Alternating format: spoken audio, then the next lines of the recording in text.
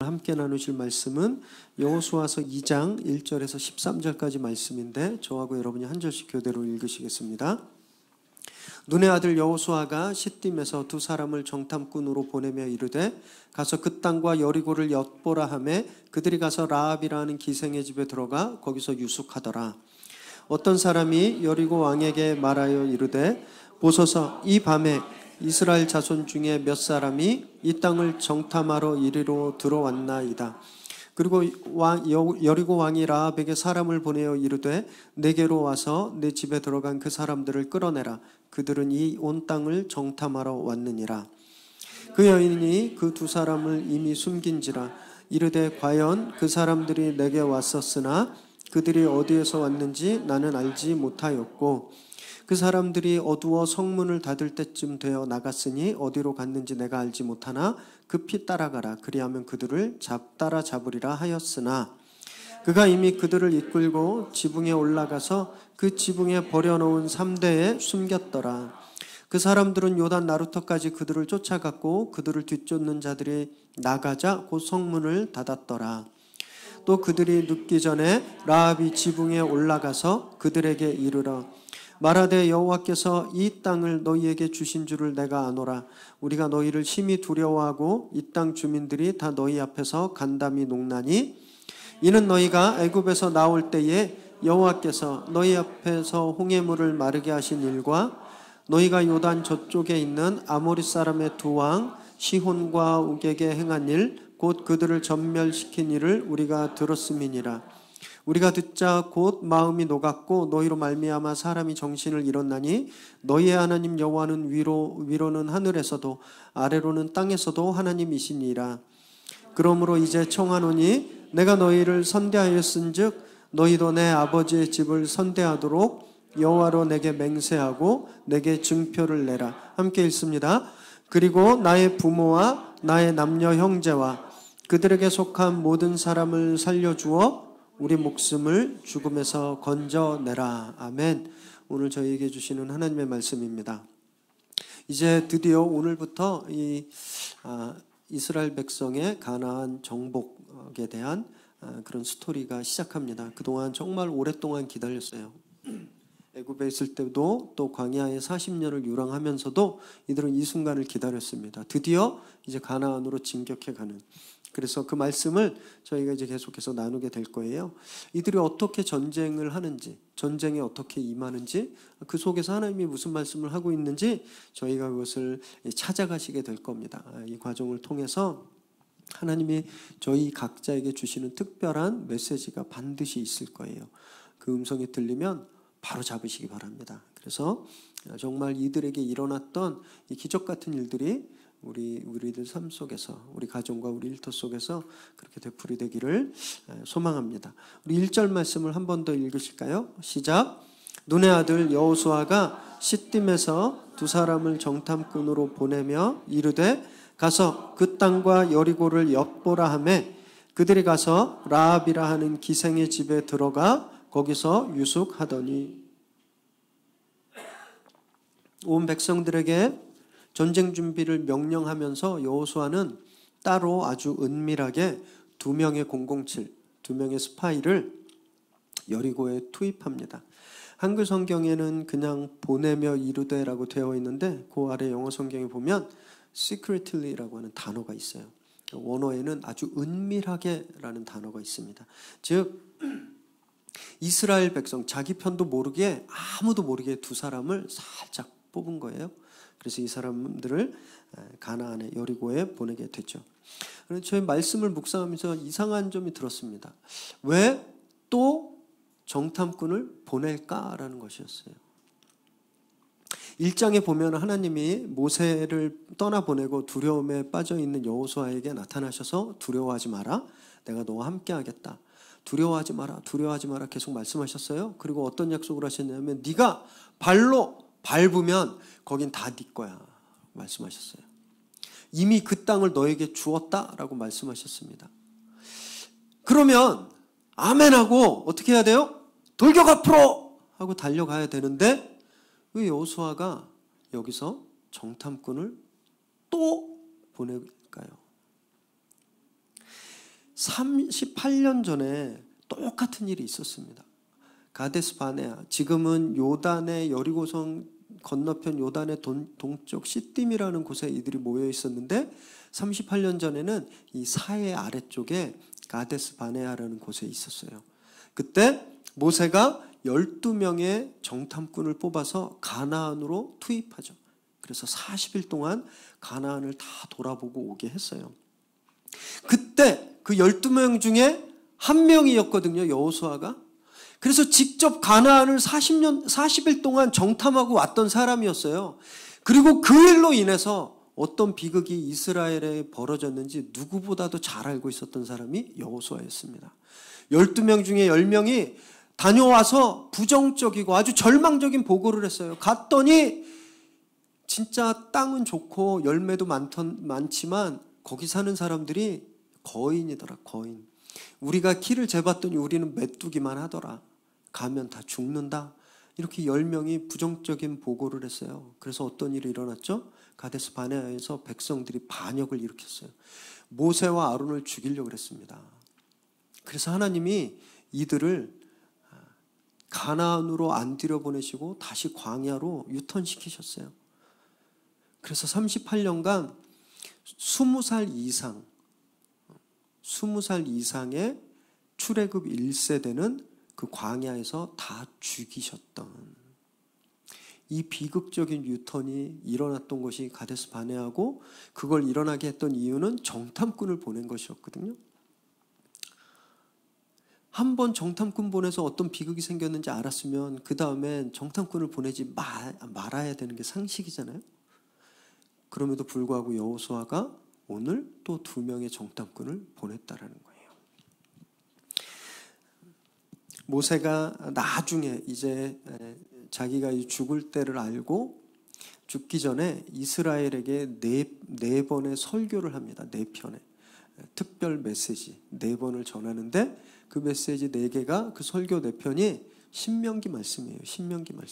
신명기 말씀을 시작하면서 모세가 그 가데스 바네아에서 정탐꾼을 보냈던 그 장면을 이렇게 회상하고 있는데, 신명기 1장 21절에서 23절까지 함께 읽습니다. 시작. 너희 하나님 여호와께서 이 땅을 너희 앞에 두셨은즉 너희 조상의 하나님 여호와께서 너희에게 이르신 대로 올라가서 차지하라. 두려워하지 말라, 주저하지 말라 한즉 너희가 다 내 앞으로 나와 말하기를 우리가 사람을 우리보다 먼저 보내어 우리를 위하여 그 땅을 정탐하고 어느 길로 올라가야 할 것과 어느 성읍으로 들어가야 할 것을 우리에게 알리게 하자 하기에 내가 그 말을 좋게 여겨 너희 중 각 지파에서 한 사람씩 12를 택하매. 하나님이 들어가라 그러셨는데 백성들이 몰려왔어요. 진짜 좋은 열매가 있나요, 거기? 거기 진짜 우리가 살만한 땅인지 좀 먼저 보면 안 될까요? 마치 아파트 계약하시기 전에 우리 마지막으로 한 번만 더 들어가서 이렇게 스위치는 잘 들어오는지, 문은 잘 닫는지, 인테리어는 잘 돼 있는지 한 번 더 보면 안 될까요? 이런 마음이랑 똑같은 거예요. 사람들이 몰려와서 모세에게 정탐을 좀 갔으면 좋겠습니다 했더니 모세가 내가 그 말에 혹했다. 내가 그 말이 너무 합리적인 것 같아서 내가 그 말에 혹했다. 내가 그때 그러지 말고 그냥 쳐들어가면 좋았을 텐데 라고 모세가 그때를 회상하면서 한탄하고 있는 장면이에요. 그런데 오늘 정탐꾼을 보낸 여호수아는 이때 모세와 다릅니다. 백성들의 의견을 묻지 않았어요. 사람들의 의견을 듣지 않고 자기가 신뢰하는 두 사람을 아무도 모르게 불러서 여리고의 동태를 파악하기 위해서 보냈습니다. 그 땅에 과일이 있는지, 그 땅이 진짜 살만한 땅인지 그걸 보는 것이 아니라 저 땅에 저 사람들이 지금 전쟁 준비를 어떻게 하고 있느냐, 그 동태를 파악하라라는 명령을 준 거예요. 여러분, 이것은 불신앙의 모습이 아닙니다. 이것은 하나님 말씀에 대한 믿음, 그 믿음에 반응하는 거예요. 전쟁을 앞두고 자기가 할 수 있는 최선의 전략과 전술을 구사하는 거예요. 지난주 말씀 기억하시죠? 하늘에서 이들은 매일매일 만나가 내렸어요. 그런데 여호수아가 전쟁을 준비하면서 무엇을 시키죠? 굴량미, 양식을 준비하라 그랬어요. 하나님이 만나를 주시는데 전쟁을 앞두고 전쟁에 집중하기 위해서 보급을 먼저 챙겨라 라고 명령을 내려요. 그리고 여호수아가 뭘 했죠? 협력군을 조직합니다. 세 지파, 이미 가나안 동쪽을 받은 그 지파에게 찾아가서 옛날에 너희들이 했던 약속대로 협력해라. 그래서 제일 앞에서 싸워라. 협력군을 조직했어요. 그리고 오늘 정탐꾼을 보내는 거예요. 여러분, 이것은 의심하는 사람이 하는 것이 아니라 하나님이 나에게 주신 땅, 그 땅을 차지하기 위해서 그 믿음에 대한 나의 책임을 다하는 모습이에요. 어떤 분이 기도하는데 하나님의 큰 음성이 들렸어요. 내가 너한테 큰 물질의 축복을 주겠다. 뻥 하는 소리가 들렸어요.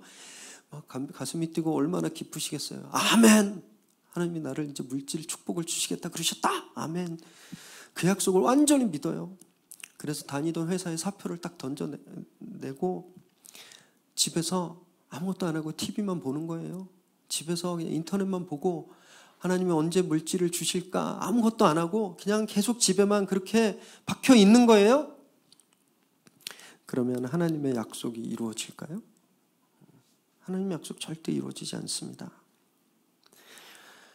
약속을 받았다면 그 약속을 이루기 위해서 내가 할 수 있는 최고의 노력을 다하는 것, 여러분, 그것이 믿음의 반응인 거예요. 아무리 작은 일이라도 나한테 주어진 일을 최선을 다해서 할 때, 그러면 더 큰 일이 나에게 주어지겠죠? 그걸 최선을 다해서 할 때, 여러분, 그렇게 최선을 다하다 보면 어느 순간 보니까 정말 하나님이 말씀하셨던 것처럼 내가 이런 축복을 가지고 있구나, 이것을 깨닫게 된다는 거예요. 교회를 개척하기 전에 하나님이 저에게 분명히 주신 약속이 있으셨습니다. 이렇게 공중에서 들리는 소리가 아니라 성경에 적혀있는 말씀으로 주셨어요. 성경에 보니까 모든 교회가 다 부흥했거든요. 그래서 그 확신이 왔어요. 위례 새로운 교회는 부흥할 것이다. 위례 새로운 교회는 하나님의 그리스도의 몸처럼 그렇게 성장하고 자라나고 강하게 될 것이다라는 그런 확신, 그런 음성이 제 안에 딱 들렸어요. 제가 그 약속을 믿고 아무것도 안 해요. 설교 준비도 안 하고 성도님들 성경 공부도 안 시키고 전도하자 그러면 됐어요. 하나님이 부흥시켜 주시는데 전도가 무슨 필요해서 그냥 오세요. 아무것도 하지 마세요. 저희가 막 이러고 심지어 예배도 잘 안 들어요. 여러분, 그러면 어떤 일이 일어날까요? 교회 문 닫는 거예요. 교회 문 닫는 거. 하나님의 약속이 부도수표라 그렇게 되는 거예요? 아니에요. 저희가 부도를 내는 거예요. 그래서 그 일이 이루어지지 않는 겁니다. 하늘은 스스로 돕는 자를 돕는다, 이런 말이 있는 것처럼 하나님은 아무것도 하지 않은 사람에겐 아무 일도 해주지 않으세요.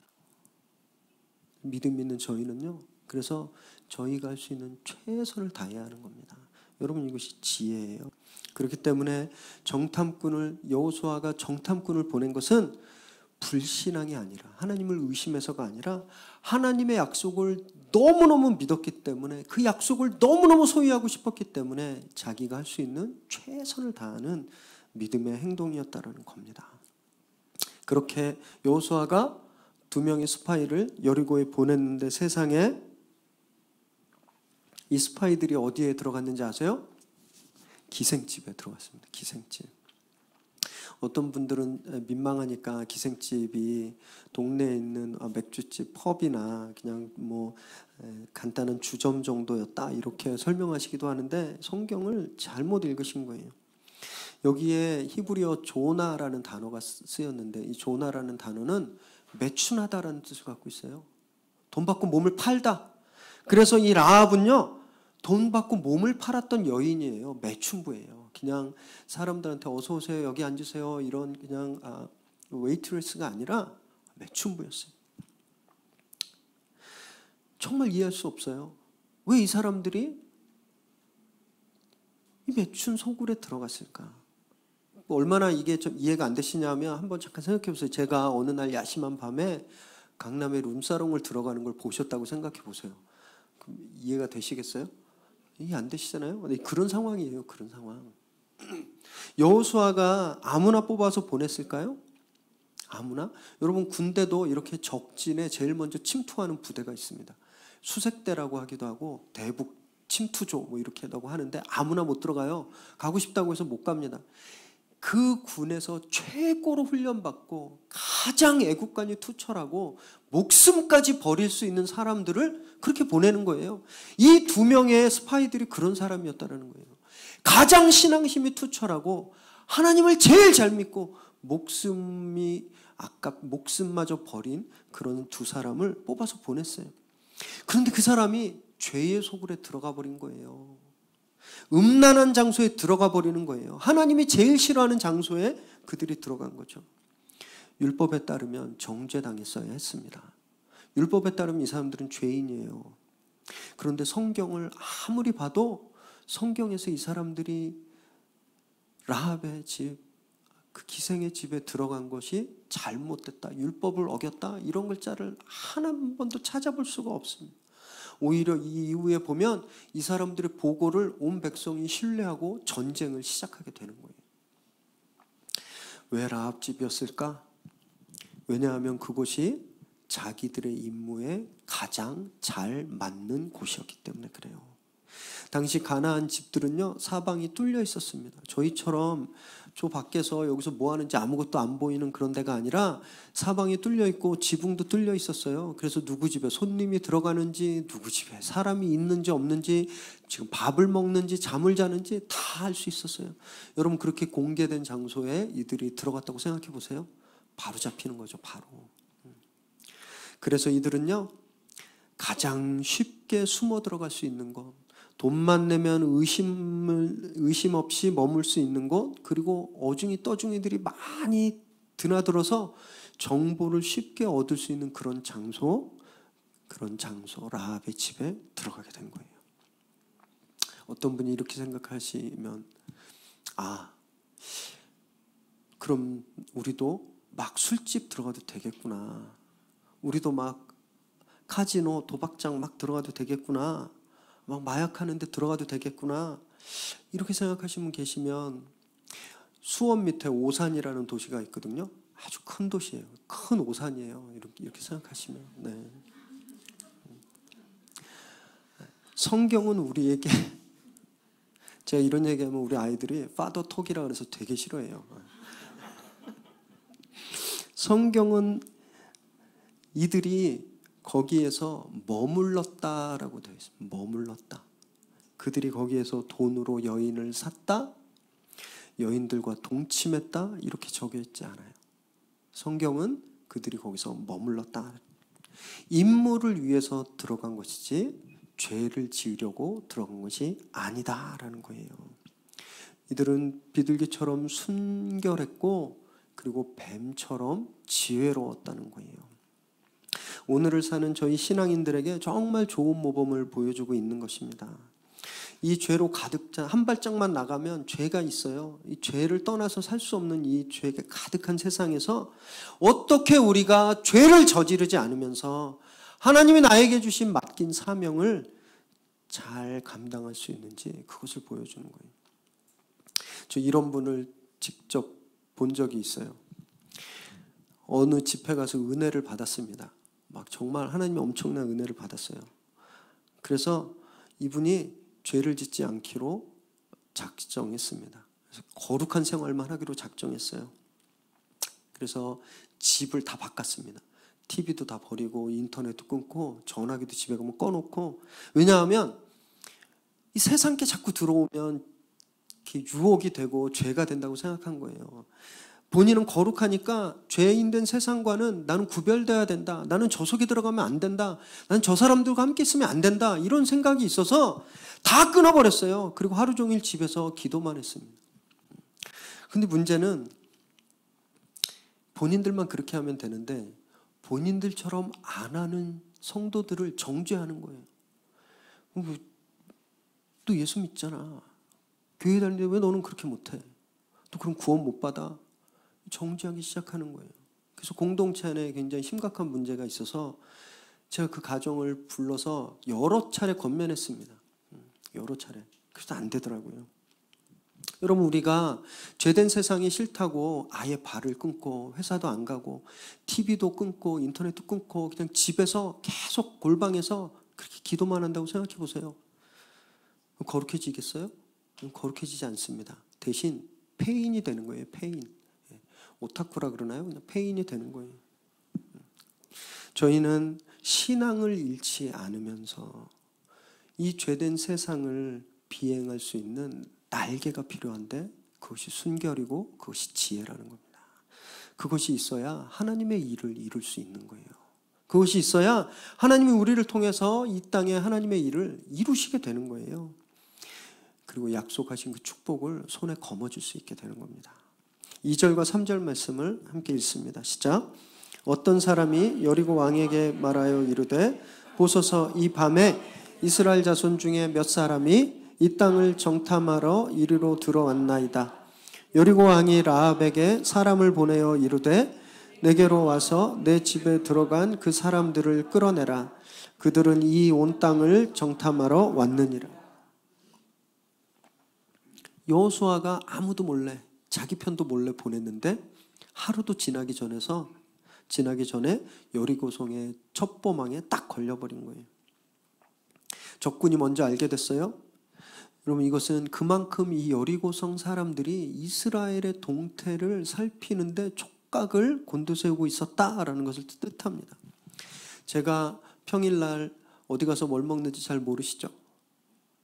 별로 관심의 대상이 아니기 때문에 그래요.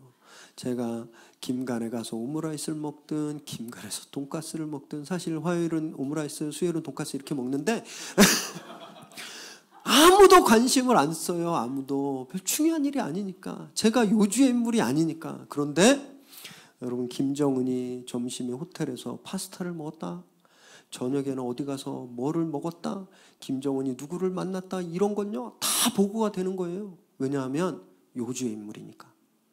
그 사람은 위험한 사람이니까 계속 관찰하니까 알게 되는 거거든요. 당시 가나안 사람들에게 이스라엘은 그런 존재였어요. 매일매일 돌풍을 일으키는 뉴스의 핵심이었습니다. 보세요. 40년간 광야를 이리저리 돌던 사람들이 갑자기 노선을 한 방향을 정해서 이 가나안 쪽으로 쭉 올라오고 있는 거예요. 거기에 막 집결해서 보니까 막 군량미를 준비하고 막 음식을 준비하고 진영을 싸고 협력군을 부르고 평소와 다른 행보를 보이니까 이 사람들이 극도로 예민해진 겁니다. 그래서 모든 감각을 그쪽이 집중하고 있는 거예요. 얘네가 무슨 일을 벌일까? 얘네들이 앞으로 무엇을 할까? 그러다 보니까 두 명이 몰래 강을 건너오는 게 딱 발견된 거죠. 말씀을 묵상하면서 이래 새로운 교회가 이렇게 좀 집중받고 좀 이렇게 관심을 좀 받는 그런 교회가 되면 참 좋겠다 이런 생각을 했습니다. 우리가 이곳에서 예배를 드리는지 성경 공부를 하는지 교제를 나누는지 제가 김간에 가서 오므라이스 먹는 것처럼 아무도 신경 안 쓰고 여기 뭐 하는지 관심도 못 받고 그런 교회가 아니라 이 교회가 예배를 드렸네? 혹시 무슨 일이 일어나지? 이 교회가 커피 브레이크를 시작했어? 그것도 우리 아파트에? 뭐 하려 그러지? 아니 이 사람들이 띠를 띠고 나왔네? 왜 그러지? 저희가 무엇만 했다 하면 이 지역 사람들이 초관심을 갖고 다음에 무슨 일이 일어날까? 이 사람들이 어떻게 할까? 그렇게 관심을 저희들에게 갖는 저희가 그런 교회가 되면요, 저희는 진짜 이 지역을 순식간에 변화시킬 수 있을 거기 때문에 그래요. 4절과 5절 말씀을 읽습니다. 시작. 그 여인이 그 두 사람을 이미 숨긴지라 이르되 과연 그 사람들이 내게 왔었으나 그들이 어디에서 왔는지 나는 알지 못하였고 그 사람들이 어두워 성문을 닫을 때쯤 되어 나갔으니 어디로 갔는지 내가 알지 못하나 급히 따라가라. 그리하면 그들을 따라잡으리라 하였으나. 여리고 왕이 이 두 스파이를 잡으려고 바로 군사들을 보냈어요. 그런데 진짜 황당한 일이 일어났죠. 그럴 이유가 없는데 라합이 지금 거짓말을 하는 거예요. 라합이. 왔긴 왔었는데요. 저녁 때쯤 나갔고요. 또 어디로 갔는지 모르지만 지금 빨리 따라가면 어쩌면 잡을지도 모르겠네요. 거짓말을 하고 있는 거예요. 진실 반, 거짓말 반, 이게 교묘하게 섞어서 듣는 사람이 안 믿을 수 없게끔. 여러분, 거짓말도 이렇게 수준이 높은 거짓말은 다 100% 가짜가 아니에요. 진실을 한 30-40% 정도 섞으면 완벽한 거짓말이 되거든요. 지금 라합이 그러고 있는 거예요. 자기의 동족을 배반하는 겁니다. 자기의 동족을. 이 여리고 여인이었는데 배신하는 거예요. 완전 매국노 짓을 하고 있는 거예요. 하나님은 성경에 거짓말하지 말라 그러셨거든요. 출애굽기 20장 16절 함께 읽습니다. 시작. 내 이웃에 대하여 거짓 증거하지 말라. 무려 이 거짓말하지 말라는 말씀은 하나님이 주신 10가지 계명, 10계명 중에 9계명이에요. 하나님 절대 하지 말라 그랬어요. 그런데 지금 라합이 거짓말을 하고 있어요. 이해하기 어려우시죠? 이게 거짓말을 해도 되는 건가, 우리가? 이 거짓말은 죄일까? 율법에 의하면 죄인데 상황상 보면 죄가 아닌 것 같고, 이거 어떻게 이해해야 되나? 저희 나라 옛날 동화에 보면 별주부전이라는 게 있습니다. 토끼전. 토끼전 아세요? 토끼로 만든 부침개 말고 토끼 스토리라고 하는 게 토끼전인데, 네. 용왕님이 병에 걸렸어요. 용왕님이. 그래서 토끼간을 먹어야 살 수 있게 됐어요. 너무 안타까워서 충신인 거북이가 무트로 나갑니다. 그래서 토끼를 꼬셔요. 야, 토끼야, 우리 궁에 가면 얼마나 좋은 게 많은지 알아? 너 한번 구경 올래? 용왕님도 너를 한번 만나고 싶어 해. 그래서 거짓말로 토끼를 꼬시고 토끼를 용궁에 딱 데려갔어요. 토끼가 딱 가보니까 이게 자기가 아는 상황이 아니거든요. 자기 간을 빼려고 그러는 거예요. 그래서 토끼가 또 여기서 거짓말합니다. 진작 얘기하지. 근데 무거워서 간을 집에 평소에 두고 다니는데, 미리 얘기했으면 내가 그거 갖고 오지 하고 날 빨리 데려다 줘. 내가 간을 갖다 줄게. 그래서 거북이가 토끼를 다시 데려다 주죠. 그래서 그때 토끼와 거북이의 경주가 시작된 거예요. 네. 토끼와 거북이가 둘 다 거짓말을 하고 있어요. 그런데 이 둘의 상황은 다 정당하죠. 정당한 상황인데 거짓말을 할 수밖에 없는 것, 이런 거짓말을 white lie, 선의의 거짓말이라고 하는 겁니다. 저희들도 이런 선의의 거짓말을 얼마나 자주 하시는지 아세요? 저기 누가 들어오는데 머리를 어떻게 저렇게 깎았어? 너무 흉해요. 근데 너 머리가 그게 뭐냐 이렇게 말하면 상처받을까 봐 어떻게 해요? 어머 언니 머리 잘 나왔네. 속으로 미워 죽겠는데 목사님이 옆 사람 보고 축복하세요. 그러면 안 하면 눈치 보니까 축복합니다. 이렇게 이야기하는 것들.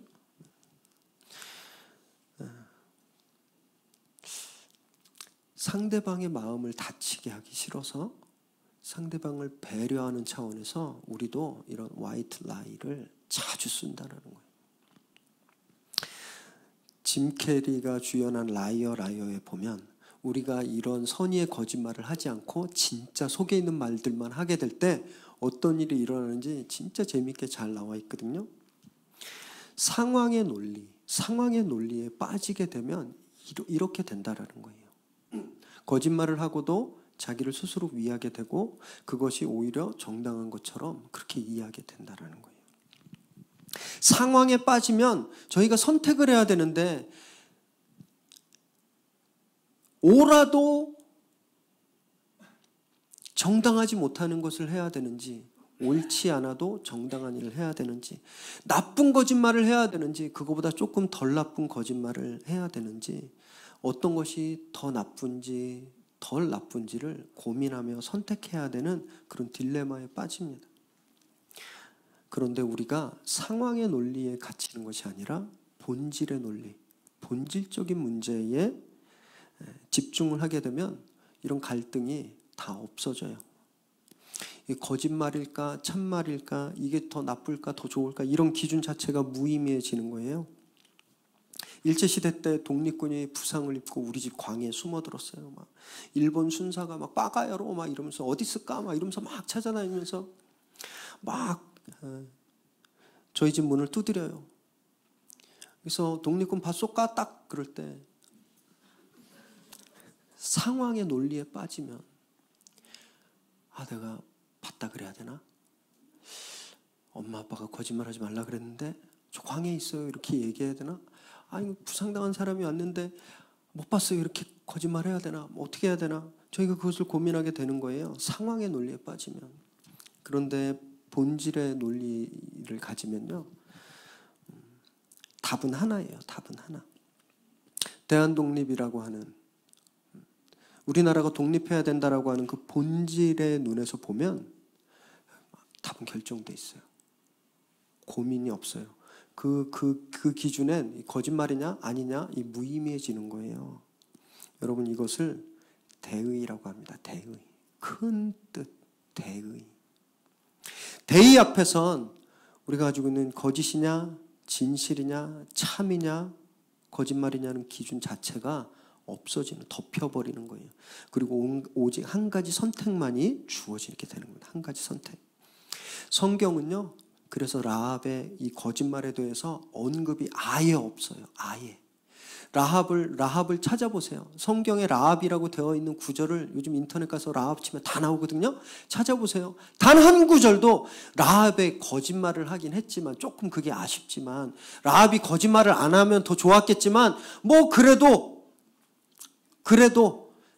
착한 일을 했으니까 그 거짓말이 용서가 돼, 이런 말 하나도 없어요. 성경은 아예 이 기준 자체를 생각하지 않습니다. 대의를 알고 그 큰 뜻, 하나님의 그 큰 뜻을 알고 반응한 라합은요, 거짓말이냐 진짜냐 이런 기준으로 판단할 수 없게 돼버린 거예요. 4절과 5절에 보면 라합이, 성경이 너무너무 재밌습니다. 제가 오늘 말씀 준비하면서 제일 힘들었던 게 그냥 한 구절 한 구절 있는 이 보석 같은 걸 좀 다 캐서 드리고 싶은데 그럼 시간이 너무 많이 걸릴까 봐 막 생략하느라고 그게 제일 힘들었거든요. 4절과 5절에 보면 두 번 반복되는 말이 있어요. 내가 모른다. 내가 모른다라는 말. 그런데 9절 10절에 보면 또 두 번 반복되는 말이 있는데 9절과 10절을 함께 읽습니다. 시작. 말하되 여호와께서 이 땅을 너희에게 주신 줄을 내가 아노라. 우리가 너희를 심히 두려워하고 이 땅 주민들이 다 너희 앞에서 간담이 농나니 이는 너희가 애굽에서 나올 때에 여호와께서 너희 앞에서 홍해물을 마르게 하신 일과 너희가 요단 저쪽에 있는 아모리 사람의 두 왕 시혼과 옥에게 행한 일 곧 그들을 전멸시킨 일을 우리가 들었음이니라. 10절에 들었음이라는 원어적으로 들어서 안다라는 뜻이에요. 4절과 5절에는 모른다라는 말이 두 번 반복되었는데 9절과 10절에서는 안다라는 말이 두 번 반복됐어요. 성경은요, 이 문학적인 구조를 통해서 플러스 마이너스 제로를 만드는 거예요. 더 이상 라합의 도덕적인 기준을 둘 수 없다라고 만들어버리는 거예요. 두 번의 부정을 두 번의 긍정으로 상쇄시켜버리는 거거든요. 게다가 여기서 안다라고 하는 단어가 너무너무 신묘막측한 단어가 쓰였는데 야다라는 말이 쓰였어요. 야다. 이거는 머리로 아는 지식, knowledge를 뜻하는 게 아니에요. 이것은 experience, 경험에서 아는 지식을 뜻해요. 부부가 오래 살면 서로를 알죠. 하나님께서 자기 백성을 아신다고 하실 때 사용했던 그 안다라는 단어, 예수님께서 나의 아픔을 아신다라고 할 때 사용하는 그 단어가 느끼고, 하나님이 나를 완전히 느끼고 나를 완전히 경험하고 나처럼 하나님이 나를 아시는, 완전히 하나 된 그런 지식, 그것이 오늘 라합의 입을 통해서 고백되는 야다, 내가 안다라는 단어예요. 라합은요, 지금 하나님을 경험한 이스라엘, 어떻게 이스라엘이 하나님을 경험하면서 하나님을 안다라고 고백하잖아요. 나도 그렇게 하나님을 안다라고 고백하는 거예요. 하나님이 이 가나안을 이스라엘에게 주신 건 내가 그것을 안다. 홍해를 가르고 요단 동편의 아모리 족속을 전멸시킨 그 사건이 남의 사건이 아니라 내 사건처럼 내가 안다라고 고백하고 있는 거예요. 대의, 하나님의 대의, 하나님이 이 땅을 주셨다라는 대의, 하나님이 그 대의를 통하여 요단 동편에서 이미 그 아모리 족속을 완전히 멸하셨다라고 하는 그 대의, 하나님의 그 큰 뜻을 내가 안다라는 거예요. 그래서 그 대의 앞에서 내가 이 간첩을 고발해서 포상을 받는 게 맞나? 내가 이 간첩을 고발하고 다음 달 생활비를 버는 게 맞나? 내가 이 지긋지긋한 이 술집에서 탈출하는 게 맞나? 이런 거 고민하지 않았어요. 내가 혹시 숨겨주었다가 발각되면 나 끌려가고 맞아 죽을 텐데 이런 걱정도 하지 않았습니다. 성경에 보면 라합이 그냥 숨겨줬어요. 그냥. 라합만 이스라엘에 대해서 알고 있었나요? 온 가나안이 알고 있었어요. 9절에 보니까 사람들이 두려워서 간과 쓸개가 다 녹았다라 그랬어요. 똑같이 하나님 사건, 똑같이 이스라엘의 사건을 들었는데 왜 이 사람들은 그냥 두려워하고 간담이 높고 그런 상태에 머무르고 라합은 전혀 다른 행동을 하게 되었을까요? 여러분, 이것이 지혜예요. 지혜. 몸 파는 여인이라고 멸시받고 천대받았지만 라합은 그 대의, 하나님의 그 위대한 뜻을 이해할 수 있는, 깨달을 수 있는 지혜가 있었던 거예요. 생각해 보세요. 자기가 정탐꾼을 고발하더라도 결론은 안 바뀌어요. 네. 포르투갈이랑 브라질이랑 경기를 하는데 어제 경기를 했어요. 포르투갈이 2대0으로 이겼어요. 이미 결론은 났어요. 포르투갈이 이기는 걸로. 재방송을 보는데 포르투갈이 전반전에 반칙을 해서 레드카드를 받아서 선수들이 막 퇴장해요. 그래도 하나도 안 불안한 이유는 이미 이긴 게임이기 때문에, 그걸 알고 있기 때문에 그런 거거든요. 이미 하나님이 이 땅을 주신 것을 알아버렸어요.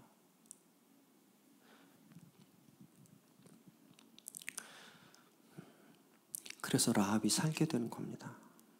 사랑하는 여러분, 대의를 아는 것, 하나님의 뜻을 아는 것은요, 지혜예요. 지혜. 우리를 살게 하는 지혜입니다. 하나님이 근본적으로 나에게 무엇을 원하고 계시는가? 하나님이 나에게 두신 뜻은 무엇인가? 나를 통해서 하나님이 무슨 일을 하기 원하시는가? 우리가 그것을 깨달을 때 우린 상황의 딜레마에 빠지지 않는 거예요. 왜 나는 이것밖에 안 돼? 지긋지긋한 이 형편을 어떻게 해야 되나? 이 문제 어떻게 하나? 그냥 거기에 갇혀버리면 어쩔 수 없이 최악과 차악 사이에서 갈등하고 고민하게 되는 거예요. 그렇지만 하나님의 대의, 그 거룩한 뜻을 알게 되면 확신이 생기고 자유하게 되는 것이죠. 여러분, 이것이 우리를 살리는 지혜인 것입니다. 11절 말씀을 함께 읽습니다. 시작. 우리가 듣자 곧 마음이 녹았고 너희로 말미암아 사람이 정신을 잃었나니 너희의 하나님 여호와는 위로는 하늘에서도 아래로는 땅에서도 하나님이시니라. 그래서 라합은 다른 사람들처럼 두려움의 자리에 머물지 않았어요. 그래서 라합은 고백의 자리에까지 나아갔습니다. 하늘과 땅의 유일하신 하나님이시다라는 고백은요, 하나님의 속성 중에 omnipresent, 무소부재한, 즉 안 계신 곳이 없는, 이 세상 모든 곳에 편재하신 그런 하나님을 고백하는 거예요. 이 라합이 지금 하나님은 온 우주의 지배자시다라는 신앙 고백을 하고 있는 거예요. 여러분, 이 고백이 얼마나 충격적이고 놀라운 고백인지 아세요? 신명기 4장 39절 한번 보겠습니다. 신명기 4장 39절 시작. 그런즉 너는 오늘 위로, 시작. 그런즉 너는 오늘 위로 하늘에나 아래로 땅에 오직 여호와는 하나님이시요 다른 신이 없는 줄을 알아. 명심하고, 이 고백은요, 모세가 했던 고백이에요. 열왕기상 8장 23절 있습니다. 시작. 이르되 이스라엘 하나님 여호와여, 위로 하늘과 아래로 땅에 주와 같은 신이 없나이다. 주께서는 온 마음으로 주의 앞에서 행하는 종들에게 언약을 지키시고 은혜를 베푸시니이다. 이 세상에 이 사람보다 지혜로운 사람이 없었다고 하는 솔로몬 왕의 고백이에요. 여러분, 이스라엘 역사의 가장 위대했던 리더 모세가 했던 고백, 모세가 하나님에게 했던 고백, 지혜의 왕 솔로몬이 하나님께 했던 그 고백을 지금 이 가장 낮은 자리에 하나님을 한 번도 본 적이 없는, 가진 것도 아무것도 없고 초라한 이 여인의 입에서 이 고백이 다시 되풀이되고 있는 거예요. 이 고백으로 라합과 그 가족의 운명이 바뀌어졌습니다. 여러분, 구원은요, 두려움으로 얻어지는 게 아니에요. 믿음의 고백으로 주어지는 거예요. 사람들은 다 하나님을 두려워하거든요. 혼자 죄져도 두려움이 있어요. 혼자 잘못해도 두려움이 있어요. 하나님을 안 믿은 사람도 무엇이 선이고 무엇이 악인지에 대한 두려움이 있어요. 근본적으로 우리 인간의 DNA에는 하나님께 대한 두려움이 있는 거예요. 우리가 죄인이라는 거에는 두려움이 있어요. 그런데 그 두려움만으론 구원받을 수 없다라는 거예요.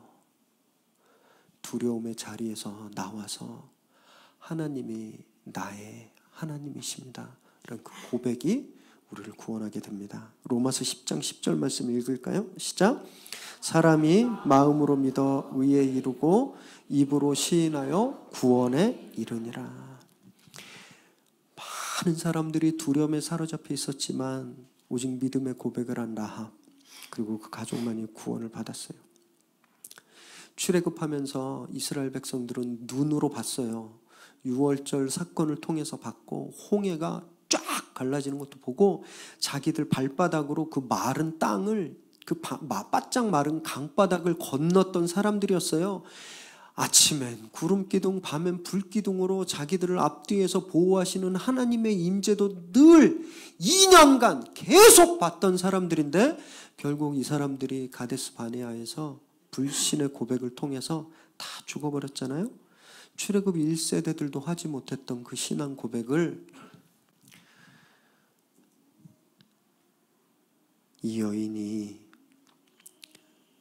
저주받은 곳에서, 죄의 한복판에서 희망이 없는, 소망도 끊어진 그런 삶을 살던 여인이 고백을 하고 있다는 거예요.